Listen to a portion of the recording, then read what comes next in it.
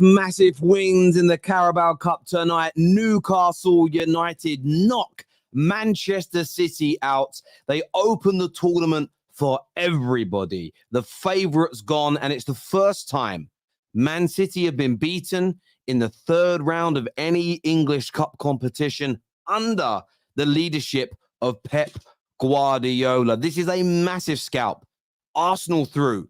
A depleted Arsenal go away to Brentford. A lot of people assumed they would lose. A lot of people believed that this team couldn't get through, and they were the better team for the majority of that first half. They held on at times in the second. Some big saves from Aaron Ramsdale, but they keep themselves in the tournament, which is the name of the game. Chelsea score a goal.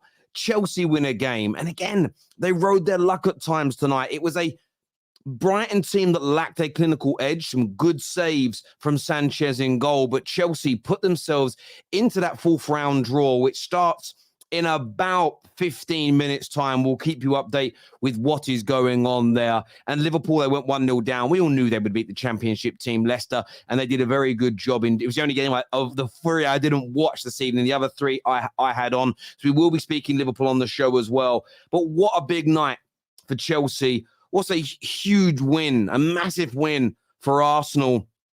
And Newcastle, what an achievement. What an achievement. In terms of a singular game, so my fan on in here gets very warm in this room with these lights. For a singular game, no one in the last 7 to 8 years has beaten Man City under Pep Guardiola this early in a cup competition, and they did it in absolute style.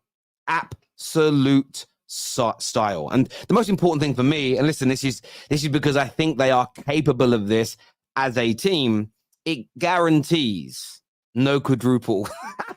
And, we can all rest easy. We can all rest easy from that achievement being made by them. The panel will come out soon. We're going to discuss all those games. And I know, not everyone can sit there and watch every single game at the same time.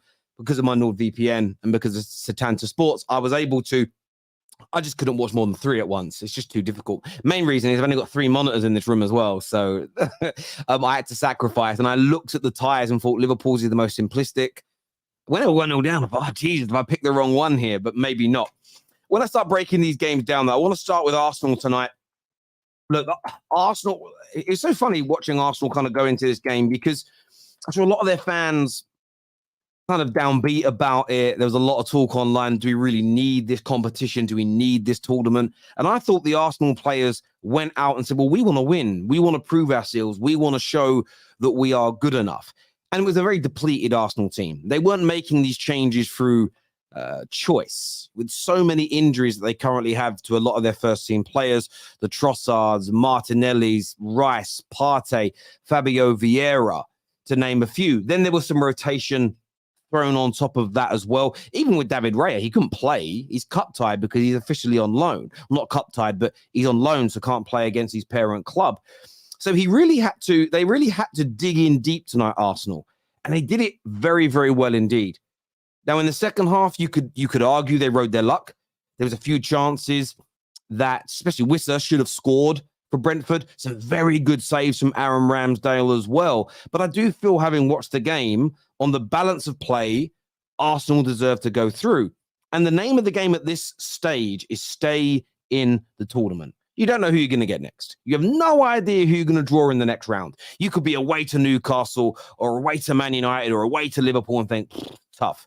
But you could also draw at home to Fulham as an example. Everton are in it still. I know there's a few lower level teams as well. I have to go back and look. There's a few in there that you might want. Equally, you might actually think, do you know what? I fancy a home tie against anyone. I actually would rather, as a Man United fan, be drawn at home against Arsenal or Newcastle or Liverpool now, rather than get them in a final, because it's a much harder game in a final against a team like that. So you may look at it differently, but you want to be in it. One of the reasons I've really criticised Spurs when they played a very weak team away at Fulham is you're desperate for a trophy, or you should be. Keep yourself in the tournament, because now it's opened up and it's anybody's. It's genuinely anybody's tournament now. City were the outright favourites because at their best, they're better than everybody. But now it's very, very open indeed. Who knows who you're going to get in the next round? It could be another Liverpool play Arsenal. It's another big team going out. It could be Chelsea, Man United, another big team going out. Newcastle will sit there at that and lick their lips if that happens. All because they got down and dirty tonight and won. And Arsenal need a lot of praise for what they did. And when it comes to Chelsea, look, Chelsea intrigued me tonight because I felt for large parts of the game, Brighton were dominant. 68 possession at one point they were up to. They were having more shots. They were having more chances. They just had a game today, Brighton, where they didn't finish their dinner. And I was watching as an envious Man United fan thinking, why didn't they miss those chances against us? Sanchez made some good saves, but I felt Brighton should have buried those opportunities. They also rode their luck a little bit when Leslie, already on a yellow card, should have received a second yellow. But with a lot of Chelsea fans agreed with me when I tweeted that, saying it's lucky there was no VAR. He could have got a red. But they rode their luck, Chelsea. They kept in the game. And when Jackson got his chance, very good play, by the way. I think it was Caicedo played it into Cole Palmer. A wonderful turn. First time ball, first time shot, bang, bottom corner. From that point, barring that volley right at the end, they look the better team. They look more comfortable and maybe should have added to their goals. And this will do wonders for the confidence of Chelsea. As soon as that goal came, they became a exponentially better team. And confidence is a very, very important element of football. It's a very important element of life, let alone football. If you're confident when you get behind your wheel, when you drive your car, you're less likely to have an accident than somebody that's nervous. You play golf and you're not worried about going in the water. You'll go in it less than somebody that's always thinking about it. It's as simple and as straightforward as that. The anxiety that can build up in the team not winning is huge. That goal, that victory tonight, staying in the cup competition will be massive for the confidence, not just of Jackson because he scored, but for the overall team and group at Chelsea. So a big and very, very important win for them. Now what they have to do Monday night in the Premier League is echo that when they go away for the West London derby against Fulham, win that game, go away and beat Burnley and start to build up some momentum. Give Potts the time that is required for him to really get his feet under the table, start developing these young players and turn Chelsea back into a colossal team. And you can use nights like tonight as a genuine springboard in terms of doing that. Now, when it comes to Newcastle, look, I want to thank them first and foremost. They may go on to win this, and I want my team too, so fair enough. But they've made it easier for all of us by Man City being knocked out. That is a cold, hard fact. It's easier now. If Man City weren't in the Prem, we'd all have a better chance. If they weren't in the Champions League, every team in it would have a better chance. They are right now, in my opinion, at their best, better than every single team in the world. I wouldn't say better than all of them by a country mile, but at their best, nobody can beat them. And tonight, they were at their best, I felt, in terms of playing the first half. Newcastle were poor. There was a lack of energy. There was almost a lack of belief. They barely got the ball. I think it was very late in the game. First half, they had their first shot. And you watched it and thought, this is ominous. They're going to lose another season with another trophy going by for the Toon Army. And then they made two changes. They brought on Bruno Guimaraes and they brought on Anthony Gordon. Suddenly there was energy. Suddenly they were running. You know, I know everyone bleats on about quality and ability and touch and passing, and it's key. But you know what? Sometimes just fucking run. Just run. Get your shoulder into somebody. Show a bit of guts. Bit of sweat, bit of blood, bit of tears. And that's what Newcastle did. And they put it on Man City. They went, Bosh. Bosh. And City didn't like it. They didn't like it. Some of those players out there, fair weather players, they got the goal and it was an excellent worked goal. Alexander Isak buries it. City didn't look like anything after that. And there's a player I want to shout out tonight in that Newcastle team who stood out to me. And it was hard. I didn't watch it intensely for 90 minutes. So if I'm wrong, tell me. I thought Livramento at right back was absolutely top class. Considering the man's barely kicked a ball in the last couple of years because of injury. He was absolutely top class. Pocketed, because tonight he was back, people. He pocketed Luke Chadwick tonight in the back pocket. And then Doku came on. Doku. Pocketed. What a performance from him. Isak with his goal, very, very good indeed. Anthony Gordon, when he came on, was absolutely phenomenal as well. I was impressed. Most of the people I was impressed with Newcastle was second half. But listen, it's not how you start, it's how you finish. And trust me, all you young men out there, when you start dating, you have serious girlfriends, trust me, how you finish is a lot more important than how you start. Trust me, your partners will thank you. Be a better finisher than you are starter, and you'll have a good life, my friends. Trust me. So what a performance tonight from Newcastle United. They will be absolutely ecstatic. Not just being in the cup, but they now know it's open. It's open-ended who wins this, and it was a phenomenal performance indeed. Some super chats here. Dyke says, we won. Hold that City. Hold Seagulls. I'm crying, is what Dyke says here. Smash the list, but by the way, people, smash that like button. I wanted to go live a little bit earlier, but I couldn't because all the games were on. And by the way, it's another travesty of fixtures. I liked watching Man United by itself last night, but at least one of these games should have been last night. And then it would have been a little bit easier for us all to watch all the games. They really don't know what they're doing, these TV people, do they? No wonder most of their good content now is just copying what YouTubers do and putting it out on YouTube themselves. Got no idea how to do things. Terry, Chelsea are back, and W and a goal-sid for sure. They did well tonight in the end. Kukurea, second half, what a performance. Considering you started a game, Chelsea, with 3 left backs, I actually thought Kukurea put in one of his better performances today, and he was out of his normal position. Look at Szoboszlai's goal, Gerrard-esque. A lot of people, I see that in the comment. I'm going to take a look at their game a little bit later. Couldn't watch it tonight just because I only have 3 screens. But yes, I knew that even when they were 1-0 down, I knew they were going to win. At half-time, I was sitting there thinking, I looked at the stats, all the possession, all the shots, all the chances. It's at Anfield. They were always winning. What's up with Liverpool and 3-1? Yeah, good result. The draw is tonight. The draw is in about 3 or 4 minutes' time. What a worldie by Sobo. Best signing of the summer. He's up there, mate. He definitely is. I asked Chelsea fans to have patience. Huge win is what D has got to say here. You haven't learned anything from the past. You can be Liverpool, Man City, the best teams in the world. Madrid knocked those teams out. It was egg on your face. So you're telling me right now, Nabil, that Man City are not the best team in the world? You're telling me right now they're not. And when I said Liverpool and City were the best 2 teams in the world, that doesn't mean they can't be beaten. The greatest boxers of all time, barring most of the greatest boxers of all time that are in the conversation for the GOAT, the Muhammad Ali's, the Mike Tysons, the Lennox Lewis's, I'm talking heavyweights here, have all been beat. Canelo's been beat. Oscar De La Hoya has been beat. Mayweather hasn't. Joe Calzaghe hasn't. So far, Tyson Fury hasn't. But so most greats get beat. Most great teams get beat. The team that everybody says is the greatest club team of all time, Nabil, the Barcelona under Pep, they lost games. They didn't win the league, Champions League, and Copa del Rey every year. So come on now, my friend. Losing a game does not stop you from being the best, especially in a team sport. You've taken a big L there, my friend, a big L.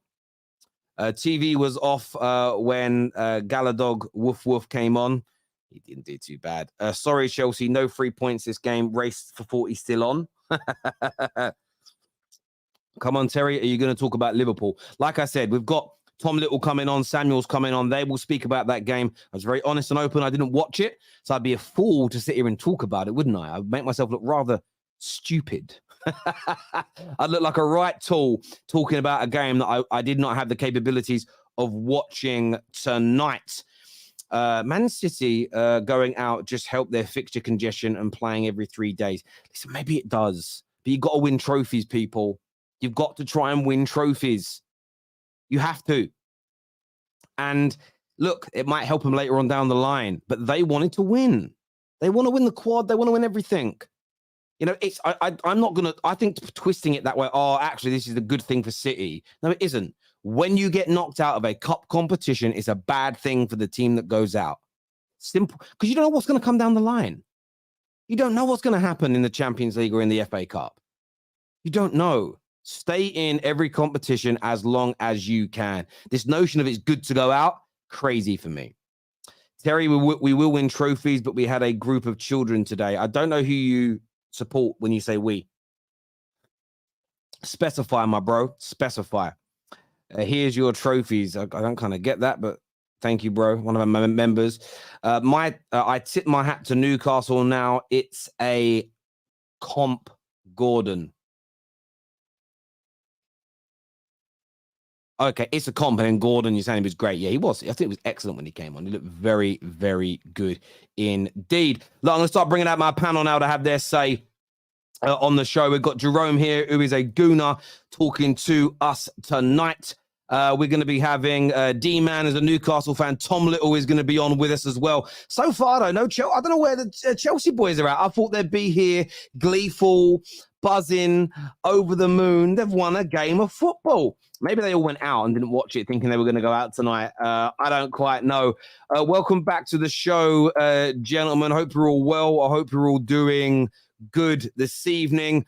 The first person I want to speak to, though, to be fair, is you, D-Man, because you knocked out Man City tonight against the odds for a lot of people as well. How are you feeling about that performance and about that epic win?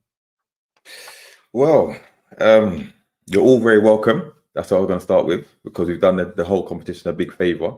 But yeah, over the moon. I think Eddie Howe got it spot on. Made 10 changes. People don't realise we played our B team. Forget Man City, we played our B team and we got the job done.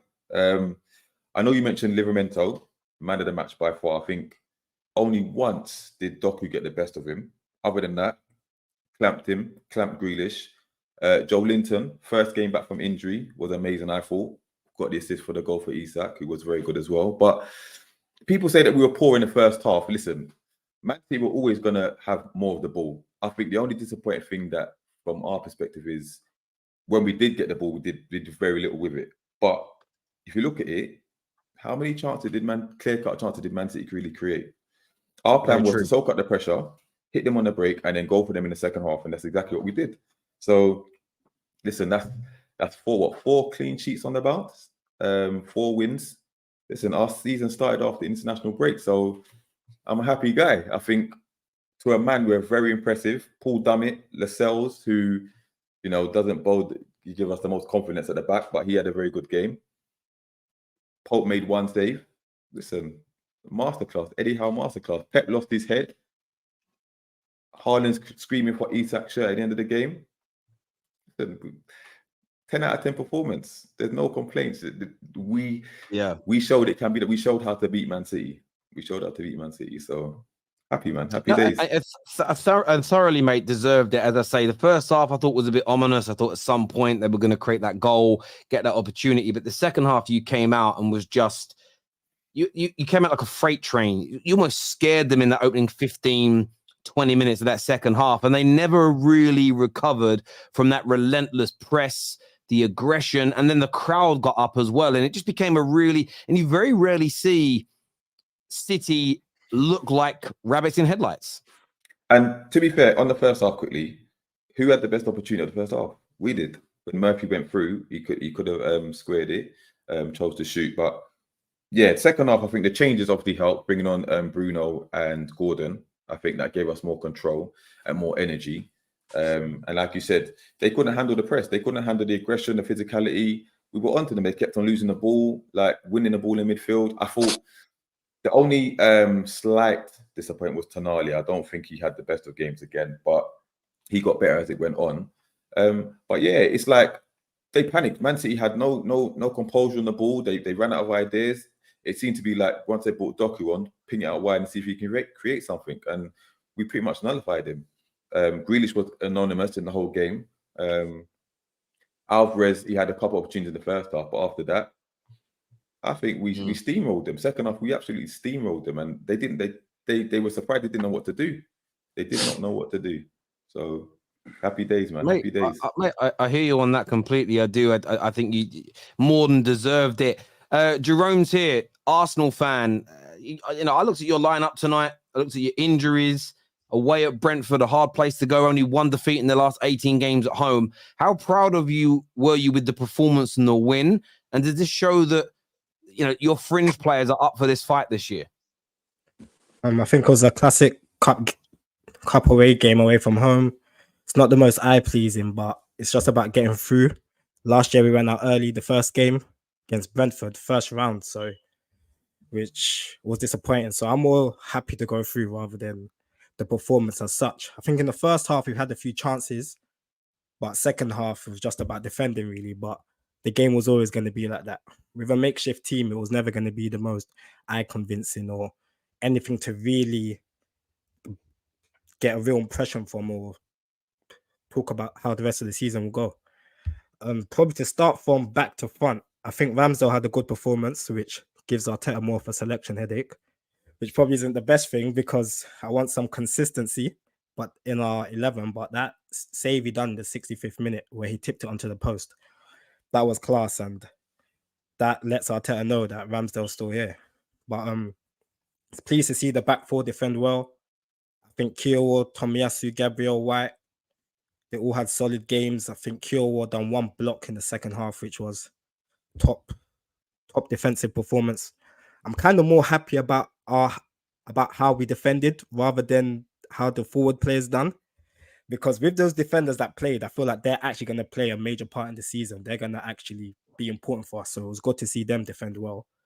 Going into midfield, I think Jorginho kept it moving. We know what Jorginho does. We know his limits.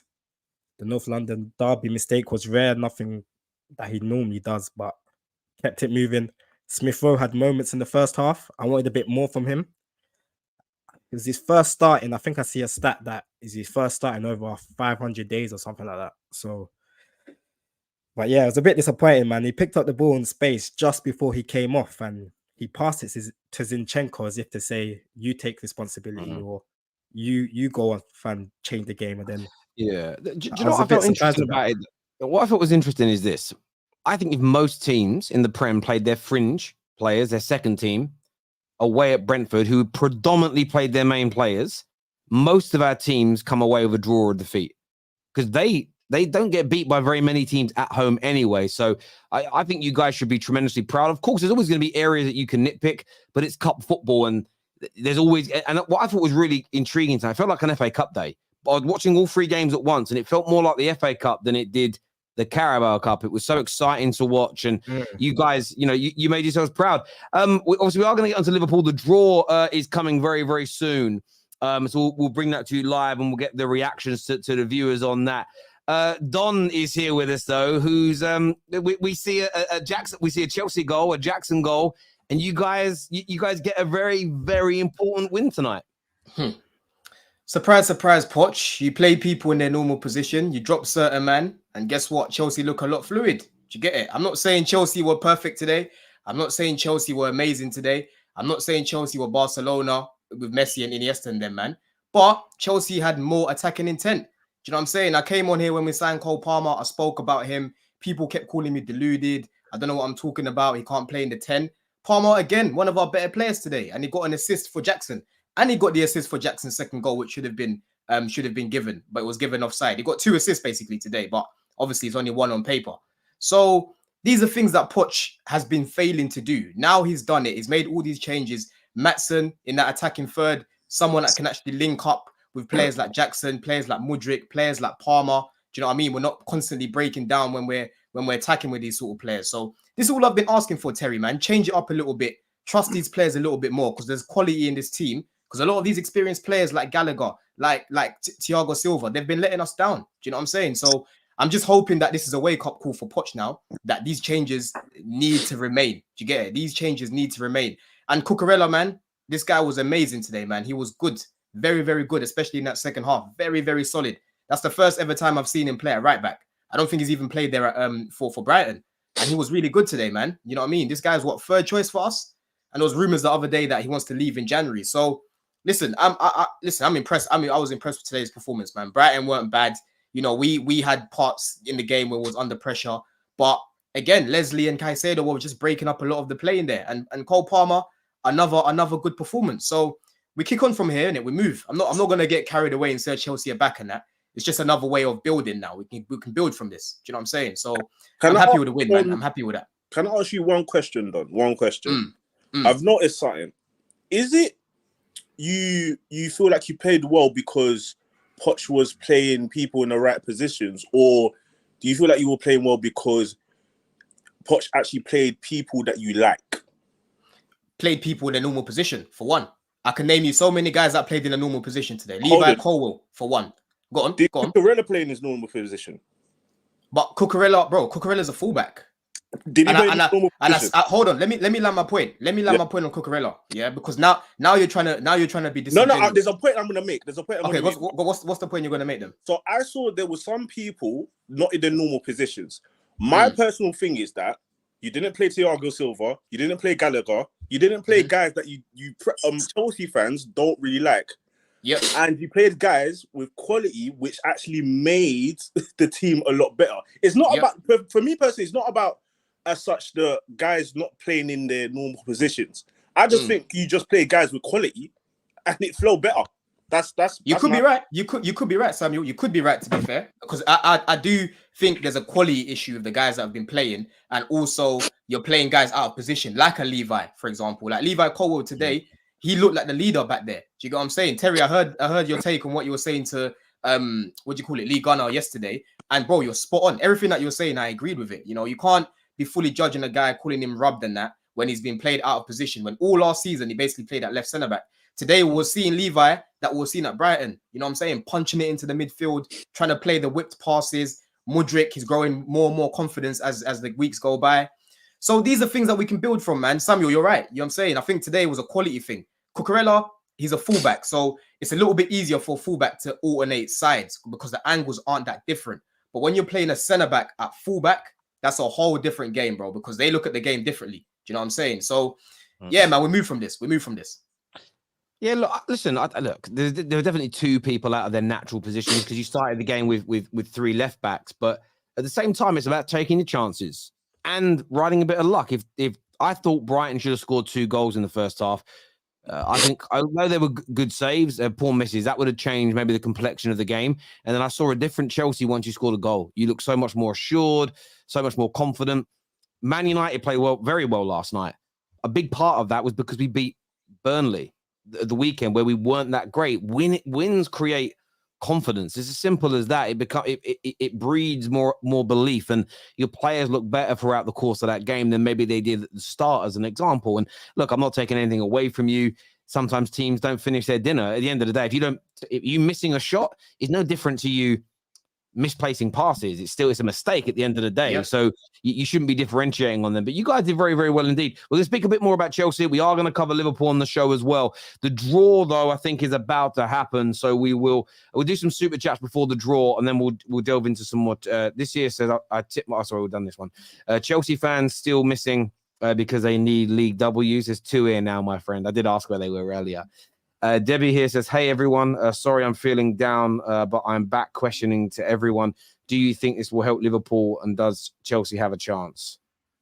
I think wins always help everybody. And Chelsea, do they have a chance? Look, there's a lot of talented players in that team. And if they start to cook, if they start to win games, if they start to become more resilient, of course they've got a chance, especially in the Carabao Cup. I mean, they're not going to win the league this year, but this competition is open now. At the end of the day, I would probably put Arsenal and Liverpool as the 2 favourites because they're the best 2 teams left. But this tournament is open now. Anyone could win. I was literally seeing link up. I was seeing link up in the midfield. Yeah, not just wide. I was actually seeing us playing football through the midfield. And again, that adds more. Like Samuel said, you add quality in there. That's what you get. Mate, this is absolutely it. So they're starting the draw now. Do you know what annoys me with this stuff? It takes so long for them to get it done. Just put the ball. The ball's already in. They're chatting. No one wants to hear your chat. Just draw the names out, so you'll know who we got in the next round. Do you know what? I do feel like the Carabao Cup has become more significant because of how dominant City are. In some respects, it sometimes feels like potentially one of the only. Once they go out, it's almost this is one of the only trophies somebody else might win. And listen, that's just the reality of the matter right now for a lot of us. So for me, like I want to retain it. I want to win it. Let's see who we all get. But the draw, this is the thing about cup competitions. The draws are always important. Still don't know what they're talking about. I can't put the sound up because I'll get a copyright strike. They're showing us the numbers here now for anyone who can't see it. So Man United number 4, Chelsea are number 12, Arsenal number 11, Liverpool 15, Newcastle 16, West Ham are 14. But you got. I wouldn't mind a little home. I wouldn't mind home tie against Exeter or Port Vale or Mansfield. Or Blackburn. That's who you want to own. They're about your level, aren't they? They're about your level. At my level, mate, it's true. Although, again, I was saying earlier, I wouldn't mind one of the harder teams at home. Because I'd rather play Arsenal at home now or Liverpool at home now than get one of you bastards in that final. That makes it harder. Anyone can come to St. James's, mate. Anyone can come to St. James's. We'll give them a game. Yeah, I'm confident at home. I'm confident at home because, again, I know we started poorly this season, but we can beat everybody at home. What are they making the marquee tie? What balls have they heated up to make sure we've got the marquee tie? What are we going for? Newcastle, Man United will play each other. It will be like a repeat of that final thing. Right, first number coming out here is number 5. So this is going to be, I want to say it's Mansfield, you know. It's Mansfield Town. So listen, this will be away from home. So that. Mansfield Town, everybody would like this one. Yeah, everybody would like this one. And it is number... Say 11. Number 7, Mansfield Town versus Port Vale. 2 minnows are against each other. Wow. This is kind of rigged. Wow. Right, the next number's coming out here. You want to be at home for this. This is going to be number 3. So this is... Number 3 is Ipswich Town. Right, McKenna's team. Again, I wouldn't mind this one. This would be a nice United tie as well. Number 13. That will be Fulham. So another, again, Fulham are Premier League team. It's going to be a monster time, man. That's the team. Everyone's going to play big teams. Manchester United are at home. Manchester United Don't say number 11. No. Manchester United are at home. And it will be against number 16. Newcastle, just as I told you it would be. Yeah, I'm happy with that. I'm happy with that. Man United, listen, I'll take that. That's the final, wasn't it? Right, the next one's out. By the way, Liverpool, Chelsea, Arsenal, all still in the mix. So number 8 has just come out. Number 8 is Bournemouth Town. Sorry, Bournemouth, AFC Bournemouth. Bournemouth Town. Who the fuck are Bournemouth Town? I don't know. Against number 15, Liverpool. Yes, we're going to the next round. We're going to the next round, guys. See you in the next round. Brown paper bag. 2 Premier League teams. Right, the next one out. Number 12. It is Chelsea at home at Stamford Bridge. I think Arsenal are 11, you know. It's going to be 11, isn't it? No, it's not. It's number 10, Blackburn. Chelsea, Blackburn, easy like a Sunday morning. Spud me. It's the only game these Chelsea fans just come out. The West Ham United. This would be a tough one for Arsenal. Away at West Ham, you know. They don't like that one. You know what happens over there? Hang on. Have they warmed the balls up? It's number 11. It's West Ham United versus Arsenal. They're heating the balls. Check the temperature of those balls, man. Hey, Jermaine, that's in the end, you know. We're going to that game, bro. They're heating the balls up, man. Why is it all the Premier League ties? There's one more time. Who's at home? Is it Arsenal or West Ham? West Ham. Number 9 has just come out. West Ham's at home. Everton are going to be at home. I mean, all our teams are out now, so I don't suppose any of us care. But the tie around, though, Man United, Newcastle. Again. There's 2 more ties. Didn't I tell you? Everton, Burnley are against each other. Sean Dyche back to his former side. It would be that repeat of that final, bruv. But I did say I wanted one of the hard teams at home. To be fair, happy days with that. Number 2, Exeter are going to be at home. Exeter are at home. Bless them. What Prem sides are left? I don't even know who's left now. Number 6 has just come out, and that's Middlesbrough. Exeter versus Middlesbrough. Christ, what is the thing is, you get through this round, and there are going to still be a lot of smaller clubs than minnows. Left, but there'll be a lot of smaller clubs. But if there was 2 Prem teams left and 4 League One teams, best believe the 2 Prem teams are playing each other. Yeah, there we go. But they always have a big round, but I'm not too sure when the fixtures are being played. But honestly, I would have loved an Exeter or someone like that. You almost guaranteed to go through. At the same time, when I was watching the Newcastle game, I was like, I'd much rather play a Newcastle or a Liverpool at home now.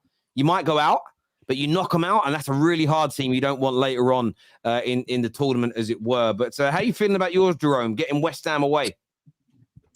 Not too sure on this one. West Ham's a derby game. Similar level to Brentford, but I think West Ham with these cup competitions, they have a bit of fight and grit about them. I'm not too keen on the League Cup, but opportunity comes for silverware. Could have had a better tie, but got to start acting like a big club, so we take it. This is true. There's never bigger fish to fry other than what you've got in front of you right now. This is actually a mad thing, right? Man United have not played an away game in a domestic cup tie except semis for 2 years. That's our 12th home draw on the bounce. That's crazy, actually. Well, I'm gonna say, Terry, you know West Ham, yeah, they've built a team that are gonna want to win this competition. You know, this ain't gonna be no easy game for Arsenal, and they're playing away as well. Well, that's the week. I know you want the League Cup game, but yeah, relax yourself. One League Cup win got Chelsea fans a bit happy. Don't think we didn't see those celebrations for drawing Blackburn. They scored 5 today. Blackburn can tear you apart. I gotta take it all, man. I gotta take it. Mate, honestly, a lot of people though saying it's rigged for United. I will say this to you: go back and look though for like the 2 or 3 years prior to that, we were getting some madness draws away from home against big teams. Everybody, we were always away. I was a season ticket holder for a lot of that. And the amount of times like I was going in the ballots for these tickets and not getting them, it was crazy. However, it was nice because I don't know what your clubs are like, but Man United, you get a home cup tie, they literally, the day it gets announced like this, they automatically take the money out your fucking bank account. So when it's away from home, it was cheaper. So yeah, listen, that's crazy. Super chat here says Chelsea versus Liverpool, Newcastle, Arsenal, lol. No, they didn't happen. Brighton plays higher than every team we lost to. There's an irony in that somewhere. There is an irony in that. But there we go. Liverpool, young Thomas. Liverpool today. I didn't watch the game. I know you were losing, but I didn't. This is me purely looking at the stats. It was almost like you were losing against a smash and grab type goal, but you should have probably been leading by half time, I would assume. To say we should have been leading at half-time was an understatement. They cleared 2 off the line. We hit the bar from 3 yards out. We missed... Diogo Jota was 1 yard out and sat on the ball instead of putting it in the back of the net. And that was just the best of our first half chances. They caught us on the counter-attack in the 3rd minute because Kostas Tsimikas fell over. And then it was a good attack. I think it was offside, though. But there's no VAR, so it is what it is. And then from the 4th minute to the 96th minute, we absolutely battered Leicester. How it only ended 3-1, I'll never know. I'll never know. We played so well. The pressing was the best I've seen it all season. The intensity, the creativity, it was all there. I think we had something like 30 shots, and a lot of them were really good chances. The majority of them were inside the box. You know, we were all over them. A lot of the fringe players... Solid goal. What a goal. Oh, Dominic. What a goal. I'll talk about Dominic in a minute because he. Oh no, his own we're about special to go on section. him. Let him marinate. Let him marinate first. Yeah. Sorry, I'll let you know. What? Tom is Dominic now. Yeah, it's Dominic. Yeah. Yeah, it's Dominic. Let him Signing of the season. Signing of the Give him another season. goal or two. It's Dom. It's my guy Dom. But no, look, we got the job done today. I thought we played really well. Cody Gakpo really well taking first goal. Good close control. Finally got past Connor Cody for once. He was the bane of my existence in that first half. Anytime they blocked anything, Connor Cody. But we finally got past him. Then Jota's goal, the 3rd one, that's just, it's prime Diogo Jota. He struggled to really get into the game for ages and ages and ages, and then pulled out a backheel goal in the 90th minute because it's just, why not? But Szoboszlai. After watching Naby Keita tarnish that number 8 shirt for 5 years, to go to Dominic Szoboszlai, who in his first 7 games has been probably our best player, or you can have him in Salah in that same level. Came on again. He's played the most minutes pretty much out of anyone, and still sprints, still runs. And the goal today, I knew he had a long shot in him, but that was something else. Right in the top corner, off the bar, and it made it so much better. He almost took the net off. I've just seen it now. Absolutely. There's an angle that Copperholic has put out from like behind him. Absolute. Right in the stanchion. It's just ridiculous. If the net wasn't there, somebody in the Klopp was going hospital tonight because That ball was moving, bro. Wow, what a Yeah, strike. I mean, look, What a for me, strike. I know there's content. I know there's a lot of players who've had good seasons since joining, but for me, he's sign of the season at this point. I agree. And like the impact he's had on this midfield, which, if you looked at it last season, was genuinely a bottom 5 midfield in the Premier League. He has now been the catalyst behind getting it to where it is. Screamer today, and even when it wasn't a screamer, he was leading the press. He was creating chances, great performance, and a lot of different players. I want to give a special mention to Ryan Gravenberch, signed on deadline day. That's a really good performance again today. Got the assist for the Gakpo goal. Great close control, great creativity, good defensive work. Endo had his best game so far. 13 recoveries or something mental like that. He was everywhere in the second half. I've got nothing to complain about. It's another really good result. Another 3-1. That's the 4th in a row now. So if we could, make it'd be a bit better, please. But no, I'm happy into the next round. Bournemouth away. I hope we win this cup. I'm not one of them ones who wants us to bin off the cup for a better chance at the Europa League. No, I want to win this trophy at the end of the season. Bro, I stand by this statement, and I've said it for years. People that play down this tournament only do it as almost like they plant that seed so they can pretend to not be upset when they go out. Now, I don't believe you're as upset as when you go out of the League Cup, or when you go out the Europa League, or if you go out the Champions League. But everybody wants to win. I don't know. I've never had a day where I've gone, I really would rather Man United lose today. No one thinks like that. Like this whole bigger fish to fry thing, it's only the League Cup, it's a Mickey Mouse trophy, is a load of old nonsense. We saw it today. Listen, I'm a big fan of AFTV. Love Robbie to bits. But they had fans at the game. They did watch-alongs. They've done match reactions. I thought it was beneath them. I thought it was a competition that they didn't care about. That's why it's all nonsense and bollocks, because everybody still wants their team to win. They go to the finals. They celebrate when they win. It's Don Hassam last year laughing at our players having their national flags when his players did the exact same thing 12 months earlier. I don't get drawn into that nonsense. Everybody should want to win this. They don't want to play it down. Winning trophies is what separates the big clubs from the small clubs. It's as simple as that. So why would you ever be happy at not winning one? It's crazy. Sam, on Liverpool, do you echo what Tom has said today? Well, Tom said he has got nothing to complain about. Well, I got something to complain about. Liverpool didn't have their shooting boots on today. It should have been like 8-1. The amount of chances that we missed, especially in that first half, was ridiculous. Like, if anybody didn't look, if you didn't look at the game and just saw 1-0 first half, you would have thought that Leicester were outplaying us, had some good moments. If you actually looked at that first half, Leicester had nothing except for that first goal, which I do believe it was offside. And I actually do believe that Tsimikas got fouled from that play. So I don't think the goal should have stood. But again, as Tom said, we hit the crossbar. We somehow Jota sat on the ball. Still don't know how he done that. But this is from our second string team. And we were just peppering Leicester, absolutely peppering Leicester. Like, we literally just didn't have our shooting boots on today. It could have been like 8-1 today. But this is what, when I was watching Liverpool, I was saying to myself, I've got my Liverpool back. I enjoy us playing again. Last season was a blip, but we could see the problems. But again, you're coming back. You see Szoboszlai come on, sign of the season. I was before I was saying it was between him and Maddison, but Szoboszlai is something else, man. 60 million well spent. Even Gravenberch. If you see Gravenberch's assist for Gakpo, it was ridiculous. I'm not even going to lie to you. It was ridiculous. Like, we've got ballers in this team, and I'm very excited for this season. I'm very excited with what we can do this season. Yeah, just to echo what you said. Sorry, Terry. You see what you said about Liverpool, about how last season was a dip. This is what I was saying in the summer. It's on tape. When we gave our predictions, I said top 3 is going to be City, Liverpool, and Arsenal. And people are going over the top with Liverpool's season last season.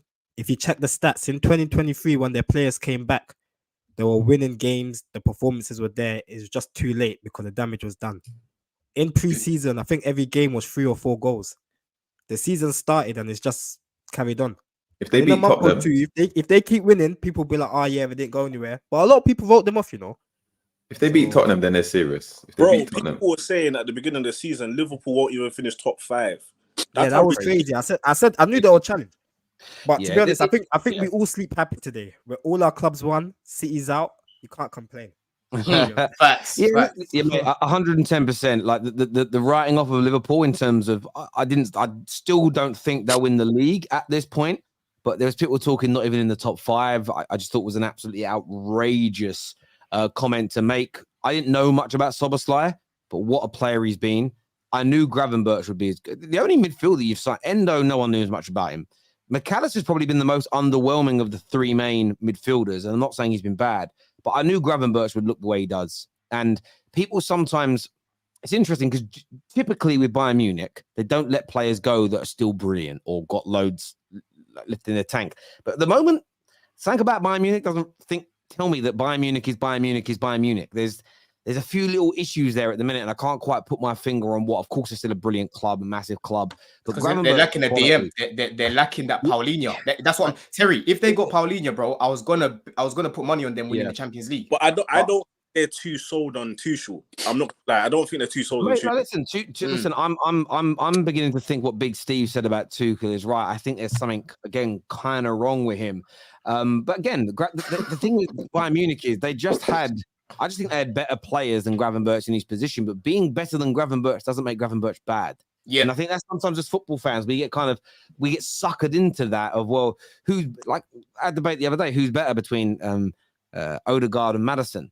The crazy thing about watching the comments were no one was saying he was bad, but people were reacting like we were saying one of them was crap. And that was never mentioned at any point in the conversation. So, when you've got players like Kimmich in your midfield and you've got Musiala in the attacking roles, it's very hard to get into that team. But Gravenberch looks very good for Liverpool.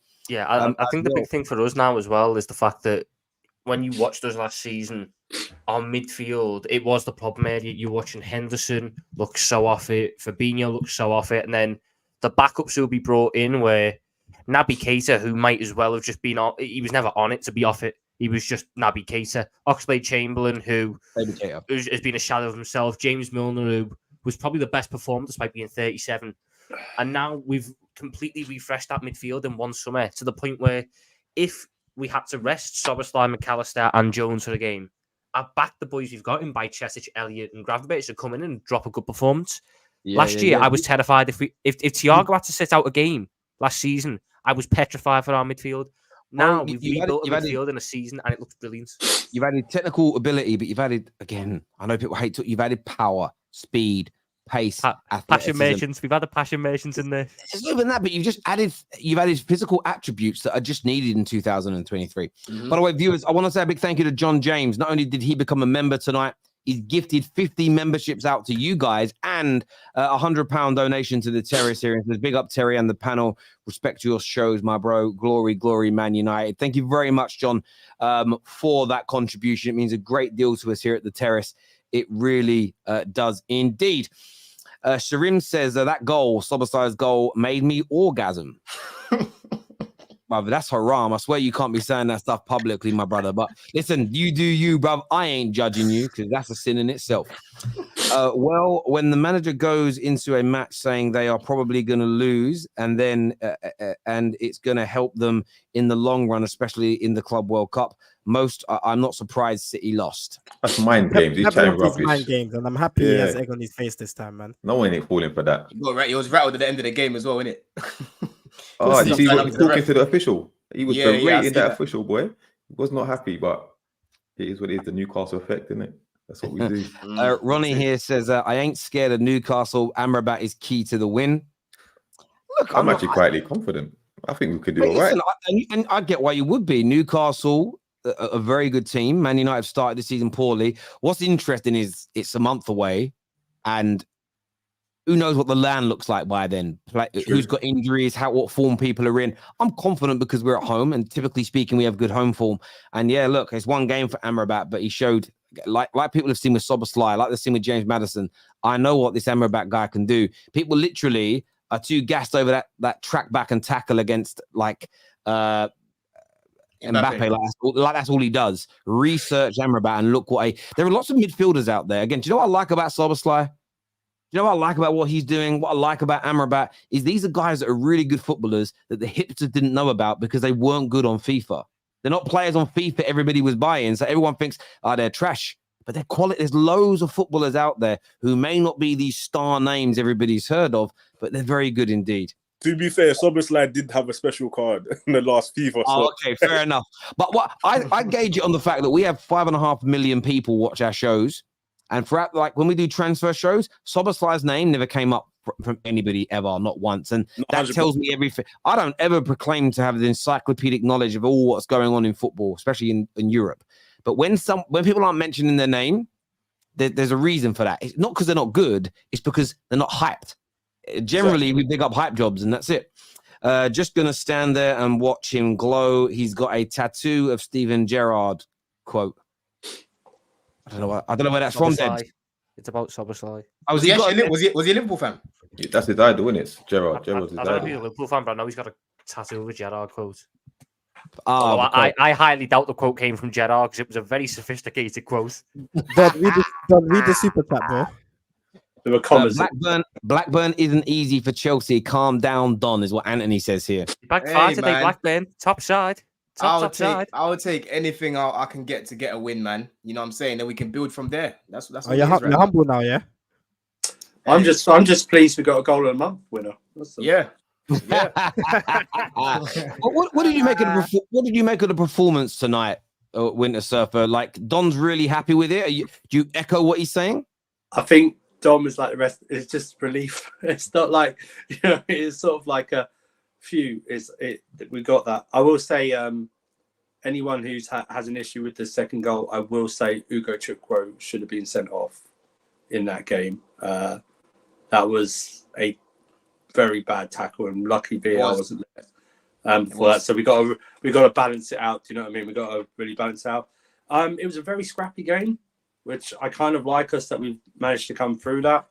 And hopefully now we can just like United have done in the next two games, just build on a win, go to Fulham, get a win, finish away at Burnley, get a win before the international break, and just build some more confidence in there. I thought Cucurella did well at right back. Thought Jackson, I'm glad Jackson got the goal. Cole Palmer, good through ball. But yeah, we got, I will say this, Sanchez got very lucky in the first half with Pedro. He passed it to Pedro and he chipped it just over the bar. Andrew, he was on a madness today, by the way. Yeah, he was on a madness today, he was going mad today. Yeah, he was very lucky. But do you know what? We'll just move on. We'll take the wins. I'll take the wins, and let's move on to Fulham now and get a win. That's all. Did Brighton play a strong team? I didn't see it. Did they play a strong team? It was a mixture. Matoma was playing.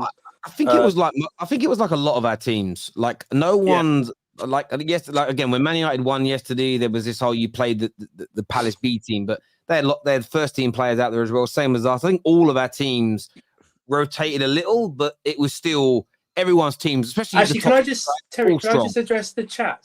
There was loads of messages in the chat that Man City played a team of kids today, which is absolute lies. Not a They chance. played They played Rico Lewis and someone called Oscar Bob or something. I don't know who that is. He played well, to be fair. What you call opium? It's what you call copium. Yeah, I know exactly. So, and they brought on Phil Foden and stuff like that. I just want to say that Newcastle first half until right at the end weren't playing well, but they had a chance, and then they steamrolled in that first 10 minutes, and City just didn't have a response. Yeah, so. They're starting lineup today. Ortega, treble-winning goalkeeper, played lots of games. He always plays the cups. He always plays cups. They had Ake, Guardiol, Akanji, Phillips, Lewis, Gomez, Oscar Bob, Kovacic, Grealish, Alvarez, World Cup winner. They rave about him. And they brought on Nunes, Doku, and Foden. That's not a bunch of babies. Compare that to Newcastle's lineup. Newcastle starting lineup. Target, Dummett, Lascelles, Livramento. That's a whole backline change. The midfield was, is that Millie? Miley, sorry, never even heard of him. No disrespect. Tonali, yes, first team player. Joe Linton, first team player.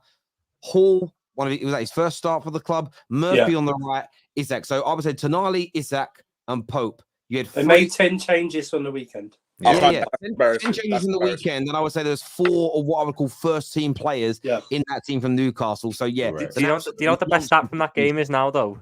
Calvin Phillips has started 5 games for Manchester City. He's been there like 2 years. He started 5 games for Man City and lost 3 of them. I thought so. Jeez. Yeah, and they're playing Arsenal soon. Just saying. There we go. This super chat here from Jules says, not looking forward to playing Liverpool anytime soon. They are looking the real deal at the moment. On another note, a 3-horse title race might be what stops City winning the title again, is what George says. And I assume, George, you're including Arsenal in that 3. It's going to be 2. It's going to be 2. I wonder who's the third one. If Normally Dominic said it it, was he'd be claiming it's Chelsea. Pochettino has finally figured it out. He's got Cucurella playing right back in the correct position. On Chelsea, though, real quick, I saw apparently Chilwell went off injured.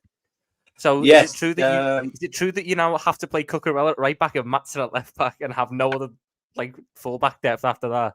You know what I did? Because Tom? Gusto's suspended. I play Caicedo at right back and Cucurella left back. I saw him do it for Brighton. I hear that. Blaze here says West Ham have knocked out City and Liverpool in recent times. Brandon, are you confident going away to West Ham? It'll be a difficult game, Tell. West Ham have started the season really well. Like the super chat says here, they've knocked out City and Liverpool in recent times, so they take this kind of competition pretty seriously. I would say tonight, based off tonight, we kind of got away with it a little bit in a way because, Mikel Arteta did make a lot of changes to that team that played on Sunday. And it weren't really a great game either. It was a game that lacked quality. We've been getting away with the whole season. The whole season. Sorry? We've been getting away with the whole season. Yeah. So far we have. And in my opinion, just to put it out there, I think 80% of that reason is because Eddie Nketiah is starting up front for us.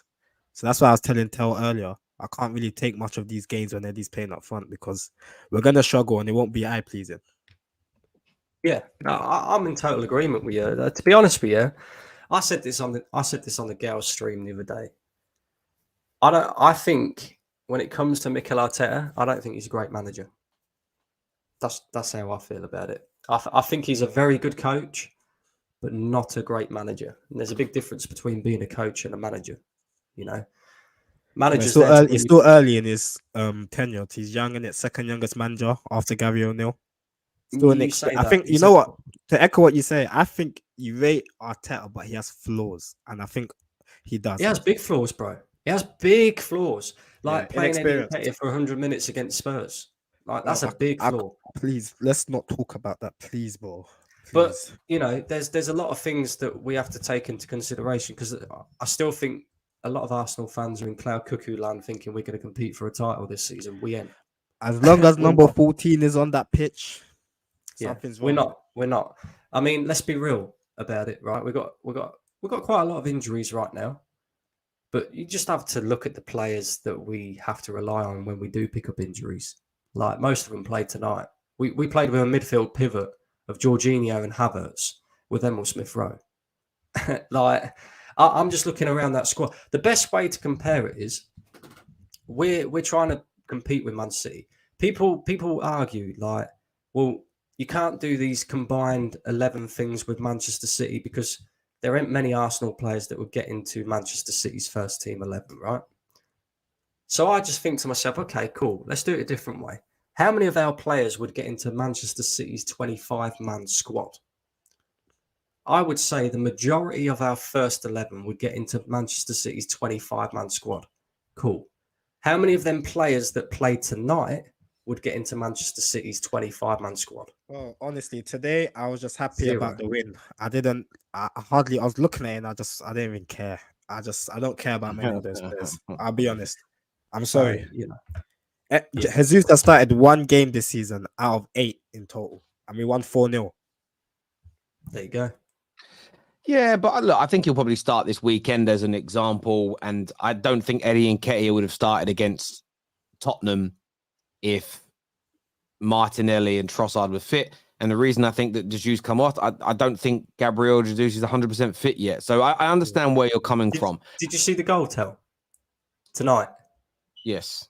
The Arsenal goal.